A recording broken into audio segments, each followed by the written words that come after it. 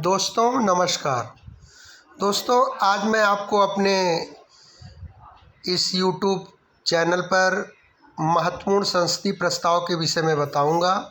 दोस्तों यह संसदीय प्रस्ताव की जानकारी आपके कॉम्पिटिटिव एग्ज़ाम के दृष्टिकोण से या अगर आप भारतीय संविधान में और राजनीति में रुचि रखते हों और आप सरकार के बनने और उसके गिरने के संदर्भ में जानकारी रखना चाहते हैं तो यह वीडियो आपके लिए बेहद महत्वपूर्ण हो सकता है। दोस्तों अगर आपको वीडियो अच्छा लगे तो लाइक शेयर और सब्सक्राइब जरूर करिएगा मेरे चैनल को। दोस्तों संसदीय प्रस्ताव के विषय में जो मैं बताऊंगा, यह प्रस्ताव लोकसभा राज्यसभा के भी संदर्भ में है और विधान मंडल यानी राज्यों के भी संदर्भ में यह प्रस्ताव समान रूप से लागू होता है लगभग। दोस्तों प्रस्ताव के विषय में जो महत्वपूर्ण प्रस्ताव है, जिसकी सबसे ज़्यादा चर्चा रहती है और जो सबसे ज़्यादा बार आम जीवन में बोला भी जाता है, अविश्वास प्रस्ताव। अविश्वास प्रस्ताव, कटौती प्रस्ताव, विश्वास प्रस्ताव, निंदा प्रस्ताव, ध्यान आकर्षण प्रस्ताव और कार्य स्थगन प्रस्ताव। दोस्तों इन 6 प्रस्तावों के विषय में मैं चर्चा करूंगा और इसके अलावा कुछ संसदीय नियमों के विषय में मैं अगले वीडियो में चर्चा करूंगा, क्योंकि वीडियो इससे ज़्यादा लंबा हो जाएगा। दोस्तों अब मैं ज़्यादा समय न लेते हुए सीधे टॉपिक शुरू करता हूं। पहले मैं अविश्वास प्रस्ताव के विषय में आपको बताना चाहूँगा। दोस्तों अविश्वास प्रस्ताव की चर्चा भारतीय संविधान में नहीं की गई है।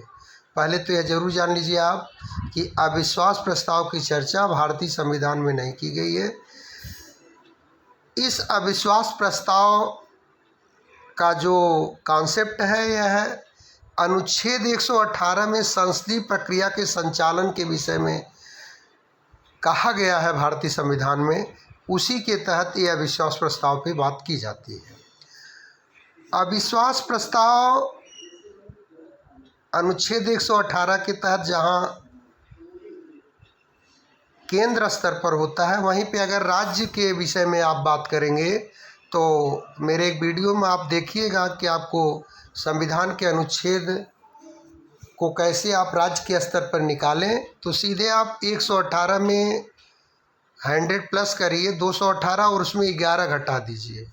अगर आप 11 घटा देंगे तो आपको मिल जाएगा 207। तो 207 जो अनुच्छेद है, इसके तहत राज्यों के संदर्भ में संसदीय प्रक्रिया का पालन किया जाता है और अविश्वास प्रस्ताव पर इसी के संदर्भ में चर्चा मैं आपको इस वीडियो में बताना चाहूँगा, जो महत्वपूर्ण प्रस्ताव के विषय में है। इस अविश्वास प्रस्ताव को सदन में लाने के लिए लोकसभा में यह प्रस्ताव लाया जाता है, राज्यसभा में नहीं लाया जाता, यानी राज्य स्तर पर विधानसभा में ही लाया जाता है, विधान परिषद में नहीं। इसके लिए 50 सदस्यों का अनुसमर्थन आवश्यक है। 50 सदस्य ही जब अध्यक्ष को, लोकसभा अध्यक्ष को यह प्रस्ताव करते हैं कि सदन में सरकार के खिलाफ हमें अविश्वास प्रस्ताव लाना है, और यह अविश्वास प्रस्ताव किसी एक मंत्री के विरुद्ध या संपूर्ण मंत्रिपरिषद के विरुद्ध लाया जा सकता है। और अविश्वास प्रस्ताव अगर पारित हो गया तो संपूर्ण मंत्रिमंडल को त्यागपत्र देना पड़ता है। दोस्तों ये आप जान लीजिए मत, अगर अविश्वास प्रस्ताव पारित हो गया तो संपूर्ण मंत्रिपरिषद को त्यागपत्र देना पड़ेगा। अब एक प्रश्न बहुत महत्वपूर्ण है कि पहली बार अविश्वास प्रस्ताव कब ला गया है। भारत के जो प्रथम प्रधानमंत्री थे जवाहरलाल नेहरू, उनके समय में 1963 में आचार्य कृपलानी ने नेहरू सरकार के खिलाफ अविश्वास प्रस्ताव पहली बार लाया था। यह आपके लिए बेहद महत्वपूर्ण है। और अभी तक 28 बार अविश्वास प्रस्ताव लोकसभा में लाया जा चुका है, जिसमें 27 बार ये पास नहीं हुआ है। अंतिम रूप से पिछली मोदी सरकार के खिलाफ भी अविश्वास प्रस्ताव लाया गया था, जो कि गिर गया था। केवल एक बार अविश्वास प्रस्ताव जब मोरारजी देसाई के कार्यकाल में लाया गया था, तो उन्होंने सदन में वोटिंग के पहले ही त्यागपत्र दे दिया था। अब अविश्वास प्रस्ताव के संदर्भ में जो महत्वपूर्ण बातें आप लोगों को मैंने बताया, वह यह है कि संविधान में इस प्रस्ताव की चर्चा नहीं की गई है। लोकसभा के नियम 198 के तहत यह अविश्वास प्रस्ताव सदन में लाया जाता है। अनुच्छेद 118 के तहत संसदीय प्रक्रिया के तहत जो संचालन होता है, उसी के तहत अविश्वास प्रस्ताव का कॉन्सेप्ट आया। अगर राज्य के संदर्भ में देखेंगे तो 207 जो अनुच्छेद है, 207 और 8 में इस प्रक्रिया का उल्लेख किया गया है। दोस्तों, इसके बाद दूसरा प्रस्ताव है कटौती प्रस्ताव,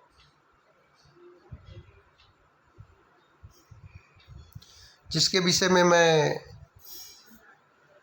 आपको बताऊंगा।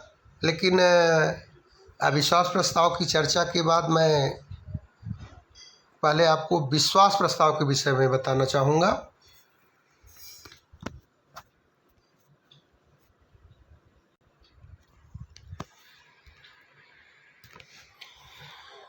विश्वास प्रस्ताव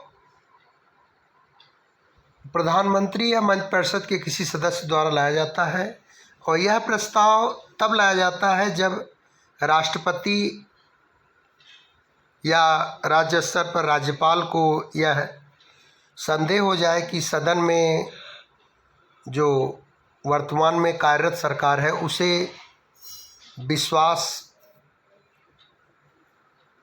प्राप्त नहीं है, उसका बहुमत इस समय नहीं है। तो इस संदर्भ में यह प्रस्ताव राष्ट्रपति या राज्यपाल प्रधानमंत्री या मुख्यमंत्री से कहता है कि वह अपने सरकार के संदर्भ में विश्वास प्रस्ताव सदन में पेश करे और अपना बहुमत सिद्ध करे। दोस्तों, विश्वास प्रस्ताव सत्ता पक्ष द्वारा लाया जाता है। पहली बार विश्वास प्रस्ताव पर 1979 में चौधरी चरण सिंह के संदर्भ में राष्ट्रपति ने जब विश्वास प्रस्ताव हासिल करने के लिए कहा, तो उन्होंने सदन में इसकी चर्चा होने के पूर्व ही त्यागपत्र दे दिया। इसके बाद मैं आपको बताना चाहूँगा कि 1990 में बीपी सिंह सरकार विश्वास प्रस्ताव सदन में पेश की, लेकिन यह सरकार गिर गई थी, यानी विश्वास हासिल नहीं कर पाई सदन का। इसके अलावा 1997 में देवगौड़ा सरकार भी सदन में विश्वास नहीं प्राप्त कर पाई, और 1999 में वाजपेयी सरकार एक मत से सदन में विश्वास प्रस्ताव के पक्ष में मत हासिल नहीं कर पाई। विश्वास प्रस्ताव का तात्पर्य है कि सदन में वर्तमान सरकार का बहुमत है या नहीं है। यह प्रस्ताव भी निम्न सदन में ही प्रस्तुत किया जाता है। निम्न सदन यानी केंद्र स्तर पर लोकसभा और राज्य स्तर पर विधानसभा में। दोस्तों, इसके बाद मैं तीसरे प्रस्ताव की बात करूंगा, कटौती प्रस्ताव।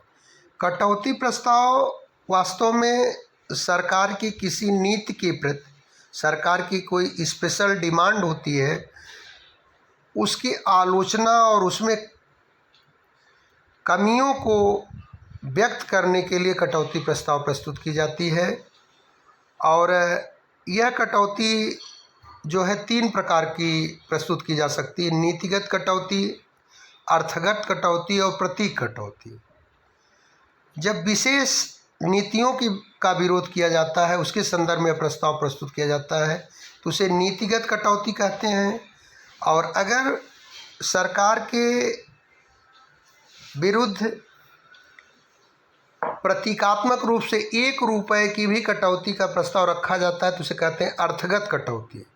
और विशेष विषय में उत्तरदायित्व से संबंधित जब प्रतीक कटौती की जाती है तो उसमें 100 रुपये कटौती का प्रस्ताव विशेष मांग के संदर्भ में रखा जाता है तो उसे प्रतीक कटौती कहते हैं।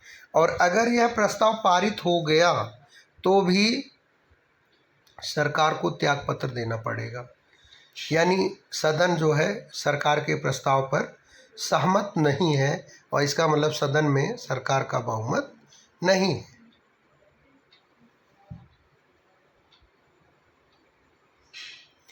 दोस्तों, कटौती प्रस्ताव के बाद मैं अगले प्रस्ताव की चर्चा करूंगा।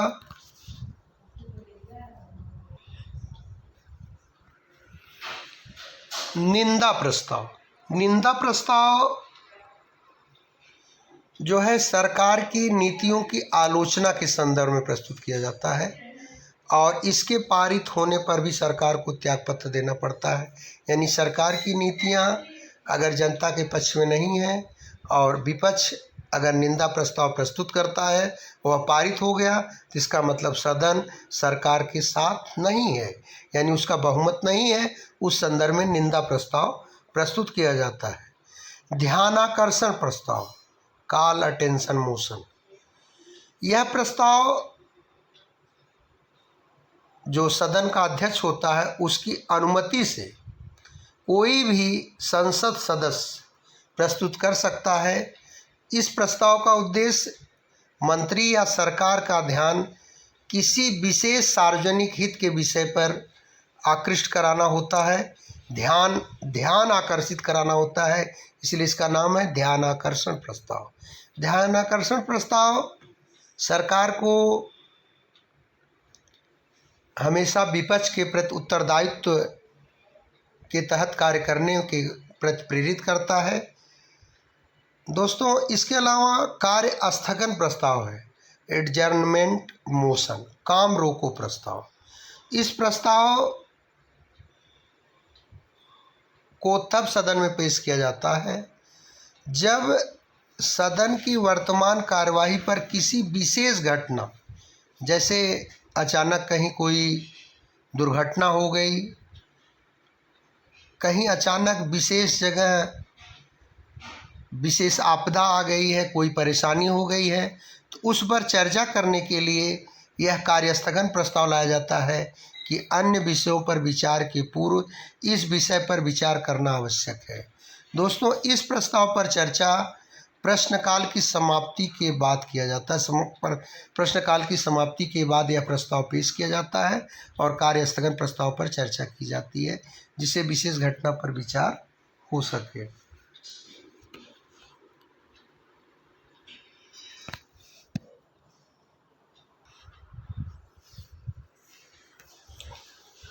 कार्य स्थगन प्रस्ताव प्रस्तुत करने हेतु 50 सदस्यों का समर्थन आवश्यक है।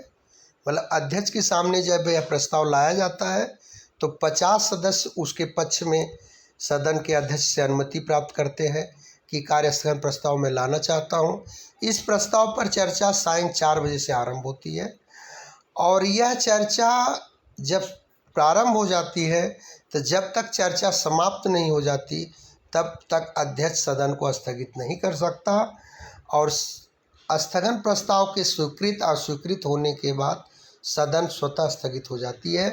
दोस्तों, इस वीडियो में मैंने आप लोगों को अविश्वास प्रस्ताव, विश्वास प्रस्ताव, निंदा प्रस्ताव, कटौती प्रस्ताव, ध्यानाकर्षण प्रस्ताव और कार्य स्थगन प्रस्ताव के विषय में बताया और ये संसदीय नियमों के लिए बेहद महत्वपूर्ण है और सरकार को चलाने और विपक्ष को उत्तरदायित्व को भी स्पष्ट करने के लिए यह प्रस्ताव बेहद महत्वपूर्ण है।